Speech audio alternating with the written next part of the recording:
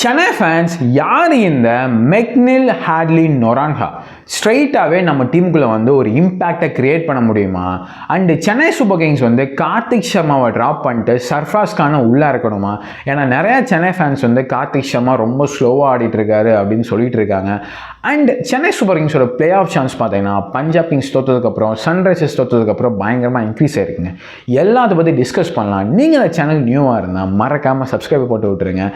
And first வந்து யாருங்க இந்த மெக்னில் ஹேட்லி நொரான்ஹா? பேரே ஒரு மாதிரி டிஃப்ரெண்ட்டாக தான் இருக்குது. நம்ம ஊரில் எப்படி டிஎன்பிஎல் இருக்கோ அதே மாதிரி கர்நாடகாவில் இருக்கிற ஒரு T20 லீக்கில் பயங்கரமாக பர்ஃபார்ம் பண்ணியிருக்காருங்க. இவரோட ப்ரொஃபைல் பார்த்தீங்கன்னா பேட்டிங் ஆல்ரவுண்டர். பேட்டிங் வந்து நம்பர் 5 இல்லை 6 ஆடுறாரு.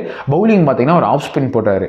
பேட்டிங்கில் பொறுத்தளவு என்னென்னா ஒரு பவர் ஹிட்டராக இருக்காருங்க. 19 6 அடிச்சிருக்காரு அந்த டோர்னமெண்ட்டில். ஒரு நல்ல அடிஷனாக இருப்பார் நம்ம டீமுக்கு. அண்ட் அது மட்டும் இல்லாமல் பவுலிங் பார்த்தீங்கன்னா ஆல்மோஸ்ட் மேட்ச்சுக்கு ஒரு 3 ஓவர் 4 ஓவர் ஸ்பின்னை தள்ளி விட்டுருக்காரு. ஒரு சரியான அட்வான்டேஜ். பவுலிங்லேயுமே 10 விக்கெட் எடுத்திருக்காரு. பேட்டிங்லேயுமே பார்த்தீங்கன்னா ஒரு 250 ரன் அடிச்சிருக்காருங்க.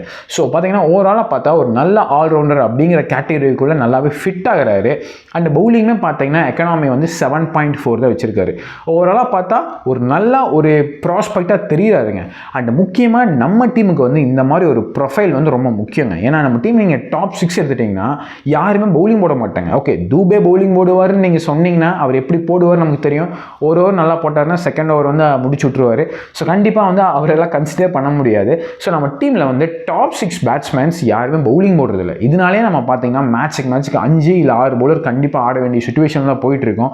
ஸோ இன்கேஸ் நம்ம இந்த மாதிரி ஒரு பிளேயர் ஆட் பண்ணோம்னா ஒரு பவுலர் கம்மியாக ஆடிட்டு ஒரு பேட்ஸ்மேன் அதிகமாக ஆடலாம்.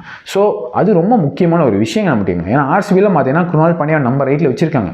நமக்கு வந்து ஓவர் 10 நம்பர் 7 வராது. ஸோ அப்படிங்கிறப்ப கண்டிப்பாக வந்து ஒரு பேட்ஸ்மேன் ஹூ கேன் பவுல் அந்த மாதிரி ஒரு ப்ரொஃபைல் நமக்கு ரொம்ப முக்கியம். அப்படி கன்சிடர் பண்ணுறப்போ இந்த பிளேயர் வந்து பயங்கரமாக ஃபிட்டின் ஆகிறாருங்க நம்ம டீமுக்குள்ளே. ஆனால் நம்ம டீம் வந்து ஸ்ட்ரைட்டாகவே வந்து இவர் வந்து உள்ளே இறக்குவாங்களா அப்படின்னு கேட்டிங்கன்னா அதுதாங்க ரொம்ப கஷ்டம். ஏன்னா கண்டிப்பாக வந்து ஒரு சின்ன பையனை எடுத்து அது முக்கியமாக வந்து நம்ம பிளே ஆஃப் ரேஸில் இருக்கப்போ உள்ளே கொண்டு வர சான்ஸ் கிடையாது. மேபி நெக்ஸ்ட் இயரில் வந்து நம்ம இவரை பார்க்குறதுக்கான சான்ஸ் அதிகமாக இருக்குது. இல்லை அப்படின்னா மேபி ஒரு இம்பேக்ட் சப்பாக வந்து டீமுக்குள்ளே இருந்து ஏதோ ஒரு டைம் வந்து சென்னை இறக்க சான்ஸ் இருக்குது. பட் ஓவராலாக கேட்டிங்கன்னா நம்ம ஸ்குவாடுக்கு ஒரு நல்ல அடிஷனுங்க. கண்டிப்பாக வந்து நமக்கு வந்து ஒரு பேட்ஸ்மேன் பவுலிங் போடுற மாதிரி ஒரு பிளேயர் கண்டிப்பாக தேவை. அண்ட் இவரை சைன் பண்ணது வந்து ஒரு நல்ல அடிஷனாக தான் நான் பார்க்குறேன். அண்ட் அதுக்கப்புறம் வந்து கார்த்திக் சர்மாவை சென்னை ட்ராப் பண்ணுமா? இதுதாங்க பெரிய டிபேட்டு. முக்கியமாக எல்லா சென்னை ஃபேன்ஸும் கிட்டத்தட்ட ஒரு 80% சென்னை ஃபேன்ஸ் பார்த்தீங்கன்னா கார்த்திக் சர்மாவை ட்ராப் பண்ணணும், சர்ஃப்ராஸ் கான் உள்ளே இருக்கணும் தான் சொல்லிட்டு இருக்காங்க. லக்னோ கூட 20 பால் ஆடி 20 ரன் அடிச்சாருங்க. ஓகே, நான் ஒத்துக்கிறேன், ஸ்லோவாக தான் ஆடினார். கொஞ்சம் கண்டிப்பாக வந்து ஒரு 4 ஒரு 6 எக்ஸ்ட்ரா அடிச்சிருக்கணும். 20 பாலுக்கு 30 ரன் அடிச்சிருக்கணும் கண்டிப்பாக. கார்த்திக் சர்மா அந்த மேட்ச் ஸ்லோவாக தாங்க ஆடினார், ஒத்துக்கிறேங்க. ஆனால் உடனே வந்து அவரை ட்ராப் பண்ணணும்னு சொல்கிறது வந்து எந்த விதத்தில் கரெக்டுன்னு எனக்கு புரியல. ஏன்னா மும்பை கூடயும் டெல்லி கூடயும் 2 முக்கியமான இன்னிங்ஸ் ஆடி கொடுத்தாருங்க.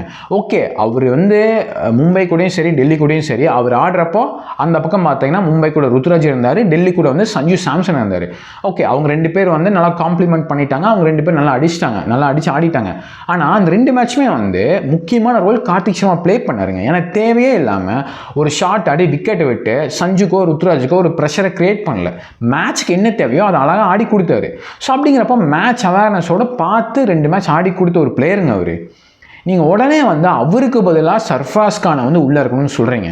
சர்ஃப்ராஸ் கான் வந்து என்ன பண்ணார்? 8 மேட்ச் நம்ம வந்து வாய்ப்பு கொடுத்தோம் சர்ஃப்ராஸ் கானுக்கு. அவர் என்னையா பண்ணிட்டார்? அவர் எப்படி நீங்கள் வந்து கார்த்திக் சர்மாக்கு பதிலாக ஸ்ட்ரைட்டாக உள்ளே வரலான்னு நீங்கள் சொல்கிறீங்க? குஜராத் கூட இம்பாக்ட் பிளேயராக வந்து ஃபஸ்ட்டு பால் டக் அவுட்டு, நின்று கூட ஆடலை. சன்ரைசர்ஸ் கூட 194 ரன் சேஸு, பொறுமையாக நின்று ஆடி இருந்தாவே மேட்ச் ஜெயிச்சிருக்கலாம். ஸோ அவர் 8 வாய்ப்பில் ஒரு மேட்ச் லூசிங் கோர்ஸ்லாம் வந்து ஆர்சிபியோட ஒரு 50 அடித்தார். அப்புறம் வந்து பஞ்சாப் கூட ஒரு குயிக்காக 30 அடித்தார். அந்த 2 மேட்சும் நம்ம தோத்துட்டோம். ஸோ அவர் வந்து வின்னிங் கோர்ஸில் நமக்கு வந்து பெருசாக எந்த மேட்ச்லையுமே வந்து ஒரு கான்ட்ரிபியூஷன் அப்படிங்கிறது பண்ணவே இல்லைங்க. எனக்கு தெரிஞ்சு வந்து சர்ஃப்ராஸ் கான் ஓகேங்க, நல்ல ஃபார்மில் இருக்கார். ஓகே, மேபி கார்த்திக் சர்மாவோட வந்து ஒரு பயங்கர ஸ்டைலில் ஆட முடியும், எல்லாமே ஓகே, நான் ஒத்துக்கிறேன். பட் ஆனால் 8 வாய்ப்பு கொடுத்து சர்ஃப்ராஸ் கான் வந்து பெருசாக ப்ரூவ் பண்ணவே இல்லைங்க. அப்படி கன்சிடர் பண்ணுறப்ப எனக்கு தெரிஞ்சு கார்த்திக் சர்மா வந்து ட்ராப் பண்ணுன்னு சொல்கிறது எனக்கு வந்து புரியவே இல்லை. அண்ட் அது மட்டும் இல்லாமல் அந்த மேட்ச்சில் கார்த்திக் சர்மா 20 பாலுக்கு 20 ரன், டெவால் பிரவிஸ் என்னங்க பண்ணார்? 12 பால் ஆடி 10 ரன்னுங்க. அதாவது ஹேட்டுங்கிறதும் எனக்கு புரியுது. ஆனால் அந்த மேட்ச்சில் கார்த்திக் சர்மா மட்டும்தான் நல்லா ஆடலையா? முக்கியமான நேரத்தில் ருத்ராஜ் கைக்கோட அவுட் ஆனார். ஏன்னா அவர் இன்னும் மேட்சை முடிச்சிருக்கணும், செட் ஆயிருந்தார். அவர் இன்னும் மேட்சை முடிச்சிருக்கணும், அவர் அது பண்ணல. பிரேவிஸ் வந்து 12 பால் ஆடி 10 ரன் அடித்தார். அவர் என்னங்க பண்ணார், ஒரு இன்டர்நேஷனல் பிளேயர், அவருமே நல்லா ஆடலை. அண்ட் அதுக்கப்புறம் தூபேமே பார்த்தீங்கன்னா கடைசி ஓவரில் பார்ட் டைம் பவுலர் மார்க்ராம் போட்டங்கிறத 2 6, 18வது ஓவரில் 19வது ஓவரில் பிரசாந்த் வீர் தான் ஆடி கொடுத்தாரு. தூபே அப்பவும் ஒன்றும் ஆடலை. ஸோ தூபேவும் ஆடலை, உங்களுக்கு பிரேவிஸும் ஆடலை, ருத்துராஜும் முக்கியமான நேரத்தில் அவுட்டு. அப்படிங்கிறப்போ நம்ம வந்து கார்த்திக் சர்மா மேலே வந்து எல்லா ஹேட்டும் வந்து போட்டு அவர்னால தான் மேட்ச் கடைசி ஒரு வரைக்கும் போச்சுன்னு சொல்கிறத வந்து என்னால் அக்செப்டே பண்ணிக்க முடியலங்க. எனக்கு தெரிஞ்சு கண்டிப்பாக கார்த்திக் சர்மாவுக்கு ஒரு வாய்ப்பு எடுக்கணும். ஆனால் கார்த்திக் சர்மாவே பார்த்தீங்கன்னா வந்து ஸ்பின்னுக்கு அகேன்ஸ்டாக கொஞ்சம் கான்ஃபிடென்ட்டாக இருக்காரு. ஆனால் ஃபாஸ்ட் பவுலிங் வர்றப்போ வந்து கொஞ்சம் தடுமாறுறாருங்க, அது கண்டிப்பாக தெரியுது. பட் எனக்கு தெரிஞ்சுன்னா கார்த்திக் சர்மாவை நம்ம யூஸ் பண்ணுறது வந்து கொஞ்சம் டாக்டிக்கலாக யூஸ் பண்ணணும்னு எனக்கு தோணுது. ஏன்னா இப்போ வந்து 150 160 வந்து கார்த்திக் சர்மா நம்பர் 4 இறக்கி விடலாம். இதே வந்து 200 அந்த மாதிரி சேஸில் வந்து டெவால் பிரேவிஸ் வந்து நம்பர் 4 இறக்கி விடணுங்க. அவர் கார்த்திக் சர்மாவை கொஞ்சம் டாக்டிக்கலாக யூஸ் பண்ணால் நல்லாயிருக்கும்னு எனக்கு தோணுது. பட் ஆனால் கார்த்திக் சர்மாவுக்கு பதிலாக சர்ஃப்ராஸ் கானான்னு கேட்டிங்கன்னா கண்டிப்பாக அது வந்து நான் கண்டிப்பாக வந்து அது டிசர்வ்ட் இல்லைன்னு தான் நான் கண்டிப்பாக சொல்லுவேன். கார்த்திக் சர்மாவை டாக்டிக்கலாக யூஸ் பண்ணால் நல்லாயிருக்குன்னு தோணுது. பிகாஸ் நம்ம 200 220 அப்படி அடிக்கிறப்போ வந்து Dewald Brevis number 4, Dube 5, Prashant Veer number 6 கூட வச்சுக்கலாம். பட் கார்த்திக் சர்மா மேலே இவ்வளோ ஹேட் கண்டிப்பாக வந்து அவசியம் இல்லைன்னு தான் எனக்கு தோணுது. அண்ட் அதுக்கப்புறம் வந்து ஓவர்டன் பற்றி பேசி ஆகணுங்க. அவர் வந்து பர்பிள் கேப்பில் கிடையாது, ஆனால் மனுஷன் என்னமா நமக்கு வந்து அவர் எடுத்த ஒவ்வொரு கோல்டன் விக்கெட்டுங்க நமக்கு இந்த சீசனில் பயங்கரமாக போடுறாருங்க. ரொம்ப ஹாப்பியாக இருக்குது. ஏன்னா ஓவர்டன் பற்றி ஏன் எனக்கு பேசணும்னு தோணுச்சுன்னா, சீசன் ஸ்டார்ட் ஆகிறப்போ நம்ம பிளான்லேயே இவர் கிடையாது, இந்த அளவுக்கு இவர் பெர்ஃபார்ம் பண்ணுவார் நீ யாருமே எதிர்பார்க்கல. சரியான பெர்ஃபார்மன்ஸுங்க, பவுலிங்காக இருக்கட்டும், பேட்டிங்குமே வந்து கிடைச்ச மேட்ச் எல்லாம் ஒரு கேமியோ ஆடி தராரு. சரியான பிளேயராக இருக்காருங்க. உண்மையாகவே வந்து பவுலிங் உஸ்டரை கொடுத்து போடுறாருங்க. அவர் பேஷனே தெரியுதுங்க. அவர் விக்கெட் எடுக்கிறப்போ அவர் செலிப்ரேட் பண்ணுறதுலே தெரியுது எவ்வளோ பேஷனோட நம்ம வந்து சென்னை கலர்ஸ் ஆடிட்டு இருக்காரு. அந்த மஞ்சள் துணியை போட்டு எந்த அளவுக்கு ஒரு வெறிய ஆடுறாருன்னு தெரியுது. பார்க்குறக்கே செம்மையாக இருக்குங்க. ஓவர்டன் பார்க்குறதுக்கு 100% தராருங்க ஃபீல்டில். சரியான அடிஷனு. அண்ட் பயங்கரமாக அத்லெட்டாக இருக்காருங்க. ஃபீல்டிங்கும் ஓடி ஃபாஸ்ட் பாலாக இருந்தாலும் ஓடி பண்ணுறாரு. ஓகே, லாஸ்ட் மேட்ச் ஒரு கேட்ச் விட்டார். பட் அப்பார்ட் வந்து பார்த்தீங்கன்னா சரியான ஃபீல்டர் வேறு, ஒரு நல்ல ஒரு ஹேண்டி பேட்ஸ்மேன், பவுலிங் எல்லாம் தெறிக்க விட்றாருங்க. யாருமே எதிர்பார்க்கல இந்த அளவுக்கு ஓவர்டன் பண்ணுவார் அப்படின்னு. இந்த சீசனில் வந்து நம்ம முதல் 3 மேட்ச் தோற்றதுக்கப்புறம் இவ்வளோ தூரம் ஒரு ரெக்கவரி பண்ணியிருக்கோன்னா ஓவர்டனோட பவுலிங் வந்து ஒரு பெரிய ரோல் ப்ளே பண்ணியிருக்குங்க. நிறைய மேட்ச்சில் வந்து பிரேக் த்ரூ பண்ணி கொடுத்துருக்காரு. சரியான ஒரு அடிஷனுங்க நம்ம டீமுக்கு, பக்காவான பிளேயரு. அண்ட் அதுக்கப்புறம் நம்மளோட பிளே ஆஃப் சான்ஸ் பார்த்திங்கன்னா பயங்கரமாக இன்க்ரீஸ் ஆகிருக்குங்க. நம்ம 12 பாயிண்டில் இருக்கோம். அடுத்த மேட்ச் லக்னோ கூட, அதுக்கு அடுத்த மேட்ச் சன்ரைசர்ஸ் கூட, கடைசி மேட்ச்சை வந்து ஜிடியோட.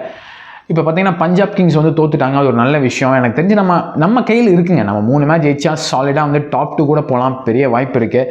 பட் எனக்கு தெரிஞ்சு நம்ம பிளே ஆஃப் போகணுன்னா அடுத்து 2 மேட்ச் ஜெயிச்சுக்கிறது ரொம்ப ரொம்ப நல்லதுங்க. கடைசி மேட்ச்க்கு விட்டுறது நல்லதே கிடையாது.